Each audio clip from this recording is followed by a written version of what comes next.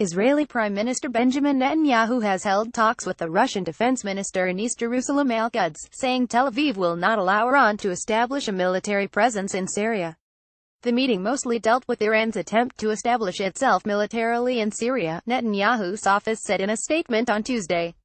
Prime Minister Netanyahu told Russian Defense Minister Sergei Shoigu, "Iran needs to understand that Israel will not allow this," it added. Their talks came after the Israeli military violated Syria's territory and launched an airstrike on an anti-aircraft battery in Syria in the vicinity of the Lebanese border on Monday. In response, the Syrian army targeted an intruding warplane and forced the fighter jets to retreat. Both Iran and Russia are supporting the government of Syrian President Bashar al-Assad in its fight against terrorism. Iran has been providing military advisory support for the Syrian forces at the request of Damascus. Syrian and Russian flags waved near the Syrian city of Homs on September 13, 2017.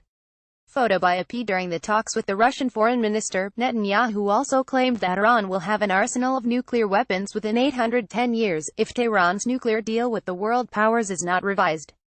Netanyahu's repeated opposition to the 2015 nuclear deal, known as the Joint Comprehensive Plan of Action (JCPOA), between Iran and the US, Britain, France, Germany, Russia and China, comes as US President Donald Trump announced on Friday that he would not certify Iran's compliance with the agreement. While Trump did not pull Washington out of the nuclear deal, he gave the U.S. Congress 60 days to decide whether to reimpose economic sanctions against Tehran that were lifted under the pact. Reimposing sanctions would put the U.S. at odds with other signatories to the accord and the European Union.